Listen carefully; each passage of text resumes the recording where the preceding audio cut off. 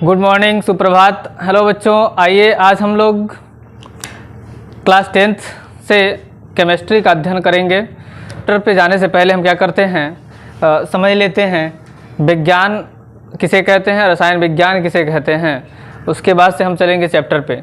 तो आइए देखते हैं। सब्जेक्ट है साइंस, केमिस्ट्री है, इसका पार्ट है, विज्ञान का एक भाग। चैप्टर फर्स्ट है रासायनिक अभिक्रियाएं और रासायनिक समीकरण। देखिए, सबसे पहले हम साइंस की बात कर लेते हैं। किसकी बात करेंगे? साइंस की।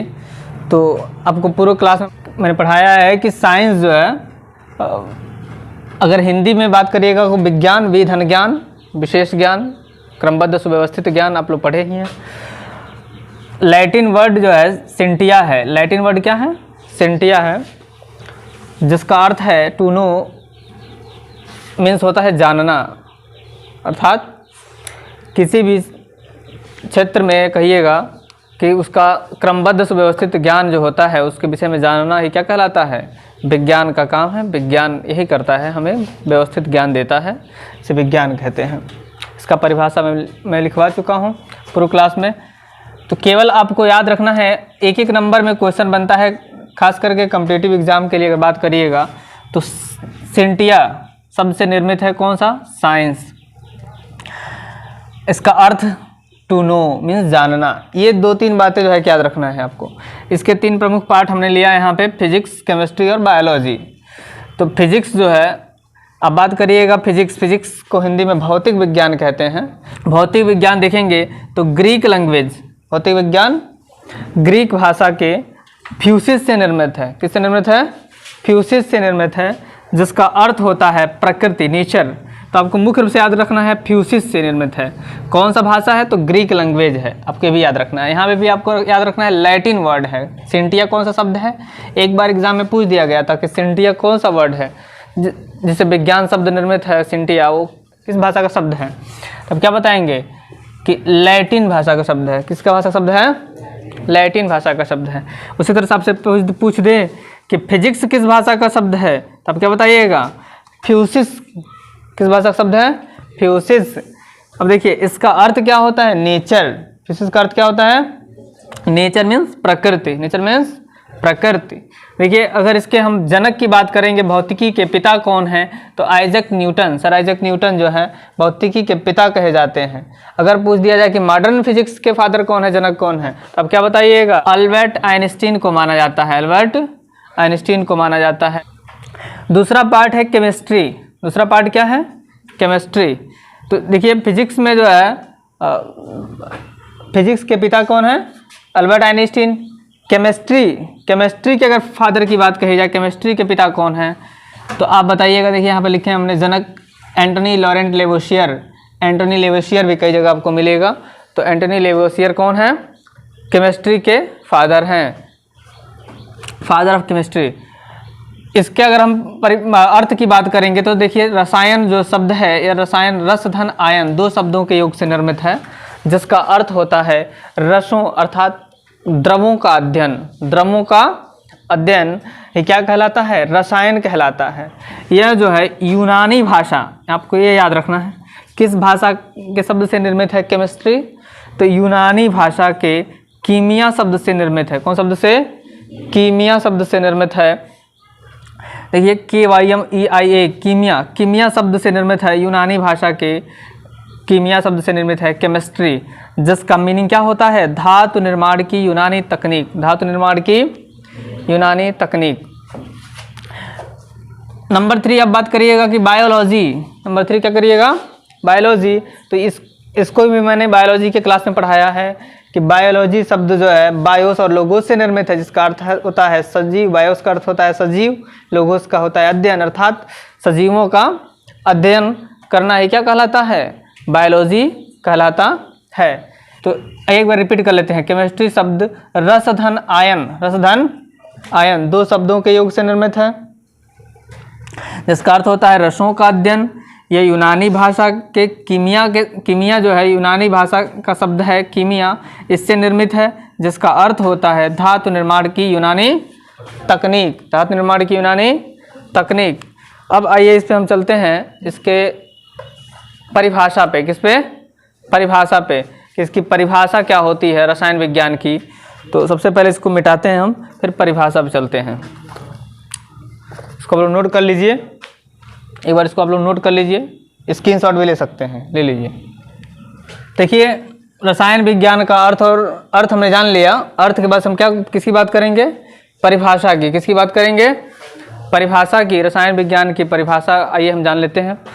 तो परिभाषा हमने लिखा डेफिनेशन, विज्ञान की वह शाखा जिसके अंतर्गत, विज्ञान की वह शाखा जिसके अंतर्गत पदार्थ के रासायनिक संगठन, गुणों, संरचनाओं तथा परस्पर होने वाले क्रियाओं का अध्ययन किया जाता है, वह रसायन विज्ञान कहलाता है। देखिए एक बार रिपीट करते हैं, विज्ञान की वह शाखा जिसके अंतर्गत पदार्थ के रासायनिक संगठन, गुणों, संरचनाओं तथा परस्पर होने वाली क्रियाओं का अध्ययन किया जाता है, रसायन विज्ञान कहलाता है। आइए हम चलते हैं, चैप्टर फर्स्ट है रासायनिक अभिक्रिया एवं समीकरण। रासायनिक अभिक्रिया एवं समीकरण। इस चैप्टर पे सबसे पहले हमको जाने से पहले सबसे पहले जानना है भौतिक परिवर्तन और रासायनिक परिवर्तन। भौतिक परिवर्तन और रासायनिक परिवर्तन। तो सबसे पहले इसे समझ लेते हैं, भौतिक परिवर्तन और रासायनिक परिवर्तन किसे कहते हैं। तो देखिए सबसे पहले लिखिए आप लोग भौतिक परिवर्तन। सबसे पहले लिखेंगे भौतिक परिवर्तन। भौतिक परिवर्तन। देखिए भौतिक परिवर्तन को समझना है तो आपको सबसे पहले हम क्या करते हैं, भौतिक परिवर्तन किसे कहते हैं वो लिखवा देते हैं, और परिभाषा दोनों का, भौतिक परिवर्तन, रासायनिक परिवर्तन की परिभाषा सबसे पहले आप नोट कर लीजिए। तो आइए देखते हैं भौतिक परिवर्तन और रासायनिक परिवर्तन की परिभाषा, और उसके समझते हैं कि भौतिक परिवर्तन किसे कहते हैं, रासायनिक परिवर्तन किसे कहते हैं। तो देखिए फिजिकल चेंजेस जो होते हैं वो क्या होते हैं, क्या कहलाते हैं? भौतिक परिवर्तन वे परिवर्तन जिसमें केवल पदार्थों के भौतिक गुण बदलते हैं। केवल पदार्थों के, केवल आपको बस इतना ही याद रखना है कि इसमें केवल पदार्थों के भौतिक गुण बदलते हैं, कोई नया पदार्थ नहीं बनता। भौतिक परिवर्तन कहलाता है। क्या कहलाता है? भौतिक परिवर्तन कहलाता। इसका एग्जाम्पल आप देख लीजिएगा यहाँ पे, बर्फ का गलना। बर्फ का गलना, बर्फ का गलना क्या हो जाएगा? भौतिक परिवर्तन है। पानी में चीनी का घुलना, पानी में चीनी का घुलना, ये सब क्या है? भौतिक परिवर्तन है।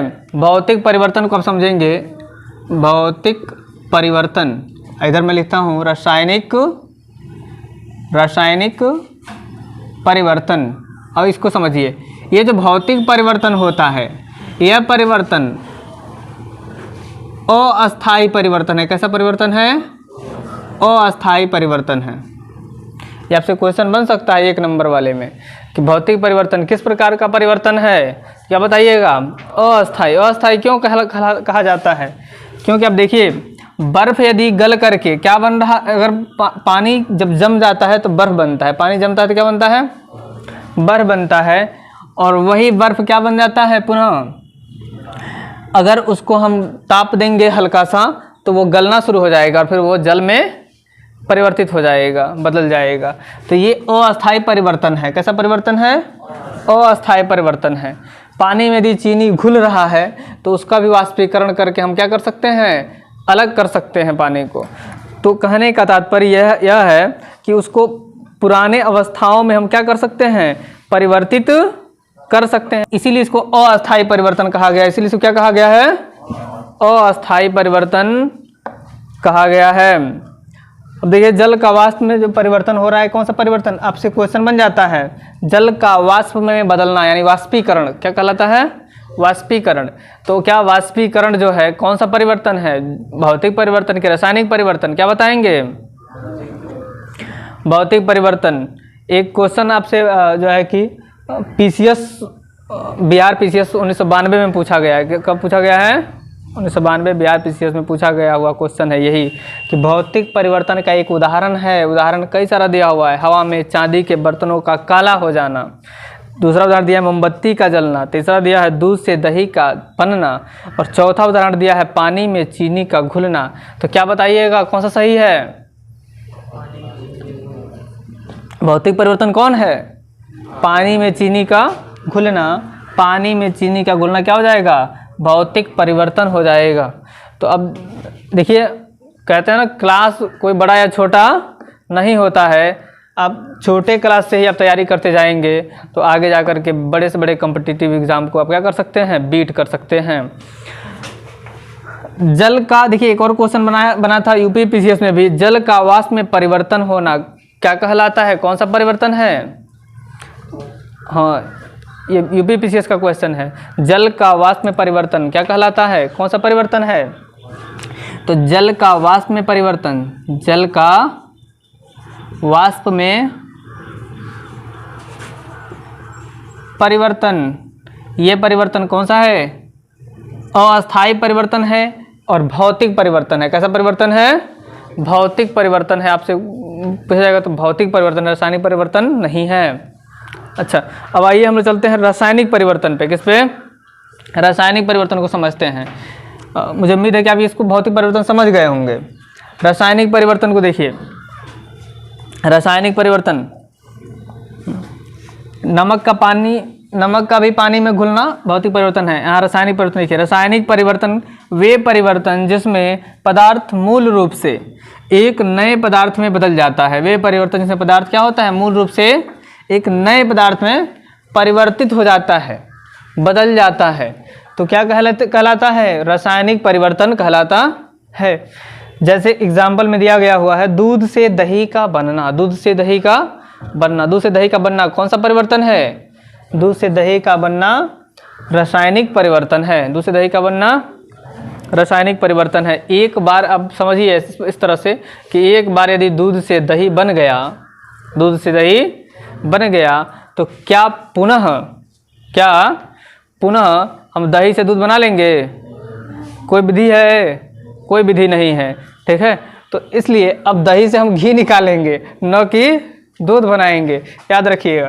तो ये दूध से दही का बनना क्या हो जाता है, रासायनिक परिवर्तन कहलाता है। और देखिए ये अस्थाई परिवर्तन भी कहलाता है। कैसा परिवर्तन, अस्थाई परिवर्तन। अस्थाई क्यों है, क्योंकि इस परिवर्तन को पुनः जो है कि पूर्ववर्ती अवस्था में नहीं लाया जा सकता है, तो उस पिछली अवस्थाओं में उसको नहीं पाया जा सकता है, इसलिए ऐसे परिवर्तन को हम क्या कहते हैं, अस्थाई परिवर्तन कहते हैं। जैसे प्रिज्म से श्वेत प्रकाश का गुजरना न भौतिक परिवर्तन का उदाहरण है।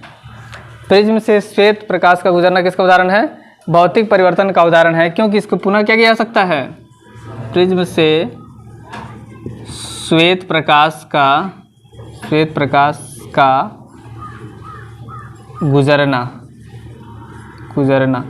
देखिए ये भी एक भौतिक परिवर्तन है। प्रिज्म से श्वेत प्रकाश का गुजरना भी क्या है, एक भौतिक परिवर्तन है।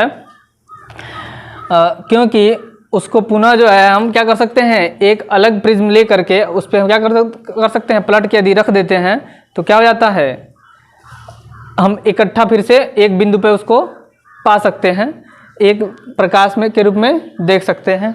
किसको, श्वेत प्रकाश का जो अवयवी रंगों में बट रहा है 7 रंगों में, सूर्य के प्रकाश को, श्वेत प्रकाश को यदि हम क्या करते हैं, किसी प्रिज्म से गुजारते हैं तो वह अपने 7 रंगों में बढ़ जाता है। कितने रंगों में बढ़ता है, 7 रंगों में। वह 7 रंग जो है, एक सूत्र है बैजनी है पिनाला, इसी से हम याद कर लेते हैं वीव गियर से। वह 7 रंगों में विभक्त जो होता है, उसी के बगल में यदि एक और प्रिज्म अगर हम उलट के रख देते हैं पलट के, तो वह क्या होता है, पुनः एक जो है कि श्वेत प्रकाश के रूप में प्राप्त हो जाता है। तो इस प्रकार से हम कह सकते हैं कि जो परिवर्तन ये हो रहा है तो पूर्व अवस्था में हम प्राप्त कर लेते हैं, तो इसलिए यह अस्थायी परिवर्तन है, तो इसको भौतिक परिवर्तन कहा जाएगा। प्रिज्म के से श्वेत प्रकाश का गुजरना क्या, कौन सा परिवर्तन कहा जाएगा, भौतिक परिवर्तन। अब देखिए यहाँ पे आप लिख सकते हैं कि सब्जियों को पकाने पर जो परिवर्तन होता है, सब्जियों को पकाने पर वो मुलायम हो जाता है, क्या होता है, हाँ, सब्जियों के पकने पर मुलायम होना, सब्जियों के पकने पर मुलायम होना। लोहे में जंग का लगना, ये भी क्या है, रासायनिक परिवर्तन है। क्या है, रासायनिक परिवर्तन होता है जब ऑक्सीजन है, ऑक्सीजन की उपस्थिति में जल जब ऑक्सीजन से मिलता है तो केमिकल रिएक्शन हो जाता है वहाँ पे, तो रासायनिक परिवर्तन उस पर तो जंग लग जाता है, क्या बनता है, भूरा भूरा सा रेड, हल्का रेड सा होता है ना, तो उस पर जंग लग जाता है, उसी को बोलते हैं रासायनिक परिवर्तन। कौन सा परिवर्तन बोलते हैं, रासायनिक परिवर्तन। यहाँ तक कि कागज़ को भी हम जलाते हैं तो भी कौन सा परिवर्तन होता है, रासायनिक परिवर्तन कहलाता है। ठीक है, यहाँ शरीर में भोजन का पचना, शरीर में एक और उदाहरण आप लिख लीजिएगा, शरीर में भोजन का पचना, ये भी कौन सा परिवर्तन है, शरीर में, यानी पाचन क्रिया। आपसे क्वेश्चन बन सकता है कि पाचन क्रिया कौन सा परिवर्तन हो रहा है, रासायनिक परिवर्तन। शरीर में भोजन का पचना, शरीर में भोजन का पचना, एक बार भोजन पच गया तो क्या पूरा उस अवस्था में रोटी खा लीजिए, कह दीजिए फिर से वो रोटी मिल जाएगा, नहीं मिल सकता उस अवस्था में, इसलिए कौन सा परिवर्तन हो जाएगा, वो रासायनिक परिवर्तन हो जाएगा। तो देखिए हम पढ़ रहे हैं क्लास 10th, लेकिन ये क्वेश्चन देखिए किस लेवल का है। ठीक है, हाई लेवल में जो है कि इसका IAS, PCS, RAS जैसे एग्जामों में यहाँ से क्वेश्चन बन जाते हैं, तो आपको विशेष ध्यान दे करके पढ़ना है और यही तैयारी हमें आगे काम देती है। तो वाष्पन आपने पढ़ लिया, वाष्पन कैसा परिवर्तन है, भौतिक परिवर्तन, जल का वाष्प में परिवर्तन हो रहा है। प्रिज्म का श्वेत प्रकाश से गुजरना, भौतिक परिवर्तन। यहाँ भी हमने लिखा है बर्फ का गलना, पानी में चीनी का घुलना या पानी में का नमक में घुलना, कौन सा परिवर्तन है, भौतिक परिवर्तन। दूध से दही का बनना, हाँ किण्वन एक प्रक्रिया होती है, किण्वन, जैसे दूध से दही के बनने की प्रक्रिया को हम लोग क्या बोलते हैं, किण्वन बोलते हैं, याद रखिएगा, किण्वन, किण्वन, किण्वन।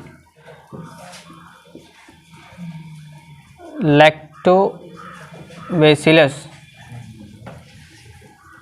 इस प्रक्रिया में भाग लेता है। ये भी जो है कि क्वेश्चन बनता है बहुत सारे कॉम्पिटिटिव एग्जाम में कि लैक्टोबैसिलस नामक जो है कि जो क्या है, बैक्टीरिया है, ये किण्वन की प्रक्रिया में भाग लेता है।